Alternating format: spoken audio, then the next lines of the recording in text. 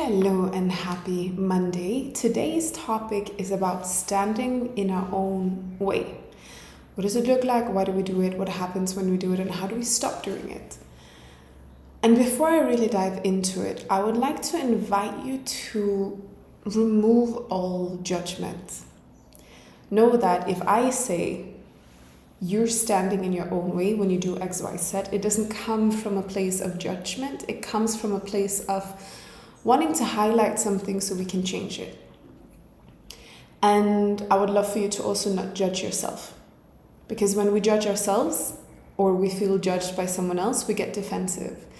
And when we get defensive, we can't move forward from that. We can't fix the thing that we're looking at. It's like we're putting up a wall where the information doesn't come through and we're not able to respond in a way that provides progress. So in order to achieve progress, we need to remove judgment. Judgment is not a benefit to you in any way.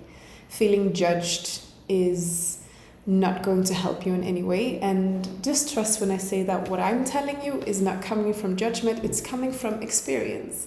And it's coming from wanting to help you move forward. We all stand in our own way somehow, in some way.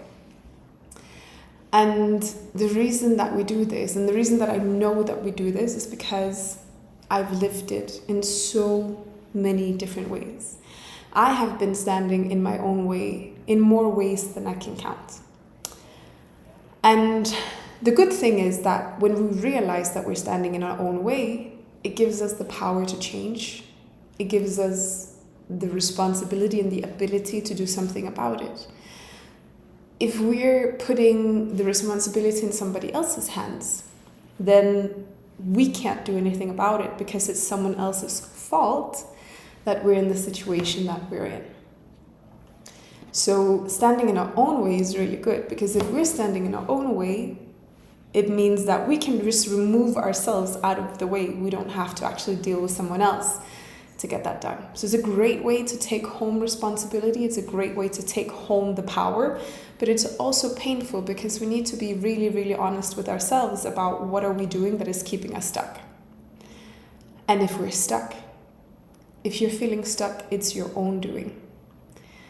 When I'm feeling stuck, it's my own doing. And this happens a lot, which is a good thing. It's a good thing that it's us. If you are not where you want to be in your life, it's your own doing. And I'm not saying this to blame. I'm not saying this to judge. I'm saying this so that you can start looking around at, what am I doing in my life? What are the beliefs that I hold? What are the thoughts that I'm having? What are the things that I'm saying to myself and to others? What are the actions that I'm taking or not taking that is putting me in position that I'm in right now? If you realize that every time you're stuck, it has to do with you, you start really paying attention to what is actually going on around me. What am I actually doing? What is actually my responsibility? What do I need to change inside or outside of myself in order to change the situation? So it's a great thing that we're the ones who are keeping us stuck, because we move ourselves. So in any area of life, we act based on our programming, we believe based on our programming, and we think based on our programming. And our programming is kind of tricky because it's not only about what did we learn as kids. It's not only about someone taught me this and this is how I see life. It's also about how did I navigate, how did I observe. Kids learn more from their parents, looking at how they act, the things that they say and don't say, than they do the things that are being actively taught, right?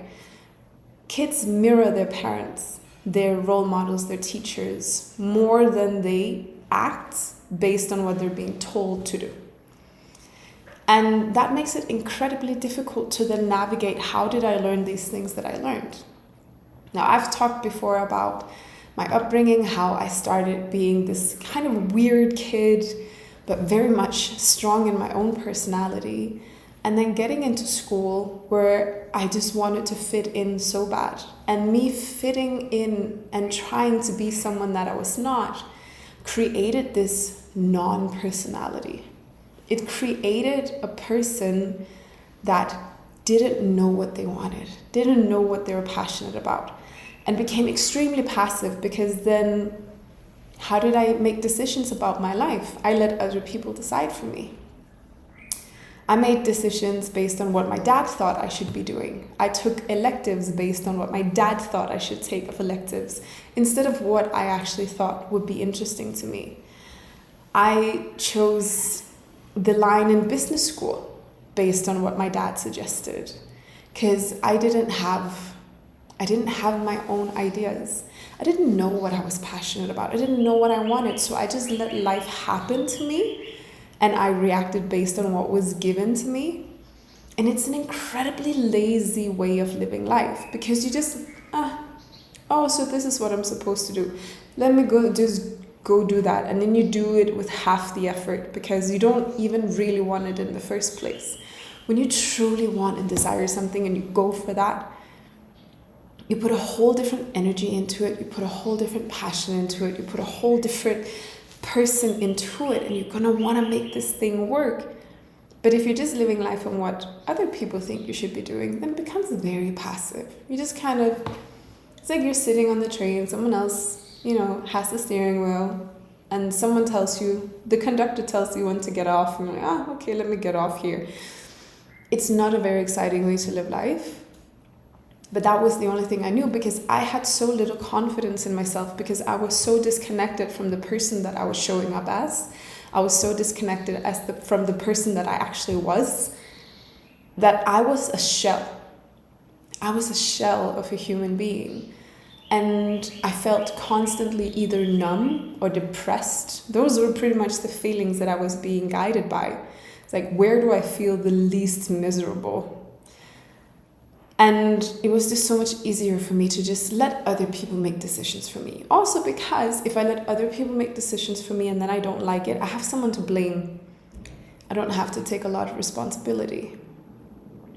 And that's the same thing in every other area in life. If we have a situation that we're unhappy with, it becomes incredibly easy to blame other people, and then we don't take responsibility because it wasn't our fault in the first place. So it was so easy for me when I was having weight issues, body image issues. It was so easy for me to blame other people, to blame the 90s heroin chic fashion model industry for my body image issues. It was so easy to blame this and this and this and that happened because someone else did that. And then I didn't have to take responsibility. And then, all I really wanted was to just sit down and stuff my face with cake and ice cream. And I would just tell myself, but everybody wants to do that. And everybody kind of does it. And if they don't, they're missing out on the interesting and fun things about life. I would tell myself all of these stories that were keeping me in a specific pattern. And as I was just allowing myself to be in this pattern, and I was keeping these excuses and this blame and the lack of responsibility. And I was just explaining everything away with, but this is because of this and this and this and that. That's a very limited approach to personal development. If you don't take responsibility, if you don't lead yourself into a better outcome, into a better life, into better habits, then your results are going to be a reflection of that. The more you allow excuses and blame and lack of responsibility to take over your daily life, the far removed you're going to be from your results. So if you do want results, dogs are saying hi. If you do want results, look at, where am I not showing up as my best, highest, most serving self? Where am I, and this is going to be a profanity here, okay? Where am I half-assing it? Where am I half-assing this? Yeah? Where am I not showing up with my greatest effort? Where am I not putting my strongest foot forward? Where am I allowing myself to do the bare minimum Where am I accepting low standards? Where am I not setting boundaries? Where am I doing things because I feel like it's expected of me and not because I want to? Where am I doing things because I'm allowing my people pleaser to show up and please everybody else but me? Where am I trying to numb myself and distract myself instead of doing the things that I need to do? Where am I allowing myself to do those things every single day or not do the things every single day that I'm supposed to be doing, and instead diving into watching, binging TV series? This is mine, okay? I love binge watching TV. I'm a Netflix person and Amazon Prime. I need to remind myself regularly that I want to learn, I want to develop, I want to grow, and that's not going to happen by me just clocking out and avoiding the things that I want to do. So what can I do instead now? Instead of sitting here and turning on the TV, what can I do instead? Can I put on one of the many courses that I've bought and never actually watched? Can I read one of the many books that I bought and never read, including audiobooks? Can I sit down and journal? Can I work on my book? Can I work on my next keynote? What can I do that would actually make me feel good and make me feel like I'm working towards something instead of allowing myself to be distracted and distracted and distracted and distracted? I'm always surprised when it's like Thursday, Friday of the week. Because every Monday I sit down and I think, this is what I want to do for the week. And suddenly it's Thursday and I've done 20% of that. Where did the rest go? And then instead of fixing my issues with distractions, I can be very tempted to just reduce the number of things the following week. Because then the same number of things is no longer 20%, it's 80%. But that doesn't work, right? That doesn't actually change anything. So even though I'm tempted to do that, I don't do that. I make sure to be intentional and put my attention into things that will bring me closer to the outcomes that I desire. I want to refine my skills. I want to learn more about the things that are important for me to learn. I want to practice. I want to write. I want to exercise. I want to also enjoy life. I want to meditate. I want to listen to good podcasts and great audiobooks. But it can be so tempting to just numb myself instead and put on something that doesn't actually serve me, that is just distracting me. And I know that that is a place where I'm standing in my own way. And the thing is that when you're aware of it, you can change it. When you know what's happening, you can do something about it. But what many people don't do is that they don't even want to be aware of the things that they're doing. They just blame other people. They remove responsibility, and they find friends who are going to agree with them and say, oh yeah, that wasn't your fault at all. Oh no, you can't do anything here at all. That's totally somebody else's fault. Let's go have a drink and gossip about it. Find friends that are going to be real with you and honest with you and ask you, what is actually your responsibility here? Even if something happens and it's not your fault, how can you still fix it? How can you do something about it? Instead of just saying, oh, that's not on me. And that's the part about self-leadership is where can you put the step forward even though you don't have to?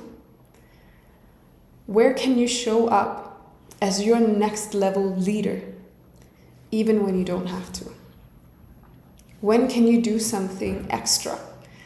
When can you go into what is excellent? When can you go into doing the things that most people won't do? Because that is going to set you apart. And that is going to build the character of someone that other people trust. So when I was a kid, as I said, I tried to fit in. I was not very good at fitting in. I was bullied a lot. And there are situations where I would avoid being bullied by turning the bullying towards someone else. And I felt so crappy about it. And I still feel really crappy about it, but it is what it is. And I've noticed, because I go back and I think about it sometimes, and there are so many of these other kids that would get bullied who would never bully somebody else. And I'm thinking, even though we were kids, we were like 7 years old, I'm still thinking they were better self-leaders than I was. I would very often get out of trouble by just lying about my responsibility or me taking part in something. I would sneak my way out of it. And at some point, even though obviously that looked differently as I grew up, it was the part about not owning my own integrity, not standing up for my own responsibility, my constant need to put blame other places that would show up in adulthood in different ways. But what I realized one day is that if I'm not going to be the person that has integrity, if I'm not going to be the person that feels good about the things that I say and the things that I do, then I'm always going to feel this crappy about myself. So I started showing up as somebody different because I knew that if I didn't, I could tell whenever I was doing something or saying something that wasn't fully in alignment with what I knew was the right thing for me to do, I would feel so crappy about myself. There's a feeling about it, a feeling about kind of, it's almost like you have your head below your shoulders. And when I got that feeling, or when I was about to have that feeling, I knew that I'm going to have to change this thing and have to turn this around. So even though I might have to deal with some consequences, at least I'm going to know that I was being honest and aligned with my values and in integrity doing it. And I'm going to feel better about myself for doing that. And that's how I started building the person that I am today, where when other people hear me say something, they know that if I say I'm going to do something, I'm going to do it. They know that if I say something, it's the truth, it's my truth. They know that they can rely on me. They know that if they come to me for feedback, I'm going to give them my honest opinion. Very often in a diplomatic way, but still my honest opinion. And I would not be the person that I am today, someone that people can rely on, if I had continued to be the person that would put little lies here and there or avoid taking responsibility here and there, who wouldn't have that sense of integrity, then these people would not be able to trust me today. And it does something about your confidence, knowing that you're the person that can be trusted. Because if you know you can't be trusted, then you're not even going to trust the words and the promises that you make to yourself. If you're telling yourself, I'm going to do this, I'm going to do better at this, I'm going to do better at this, I'm going to do better at this, when it gets just a little bit hard, you're going to stop doing it because you already know your word can't be trusted. But if your word is important to you, if you know that you say, I'm going to do this thing, I'm going to do it, you're going to do it even to yourself, even if nobody else has heard you say it, you told yourself and you respect your own word, you're going to show up in a whole different way for yourself. And you're going to do that thing, especially when it's hard. I don't want to say even when it's hard, I want to say especially when it's hard, because it is when it is hard that things count.